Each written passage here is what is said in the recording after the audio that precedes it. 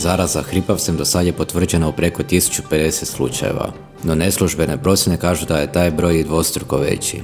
Provjerili smo gdje se sve u Hrvatskoj na ovu zarazu može testirati. Od 17 županijskih zavoda za javno zdravstvo, testirati se može u njih 9, a u 8 ne može. U 8 županijskih zavoda nam je odgovoreno da još čekaju opremu za testiranje pa ga ne rade. Tamo gdje testiranja ima, jako se dugo čeka na nalaz. Tomislava Dukić postala je Miss Hrvatske nakon što je u Tomislavgradu odjela pobjedu za Miss Dijaspore. Dio javnosti je razočaran odlukom žirija da lijepu našu predstavlja djevojka iz Bosne i Hercegovine. Ja sam se prijavila za Miss Dijaspore, a tim ljudima želim dobro u životu i da shvate da smo svi mi nečija djeca, te da to mogu biti i njihova djeca, kaže. Marko Lončarević, prometnik Hrvatskih željeznica, spasio je u noći na srijedu kolodvor u Dugom Selu.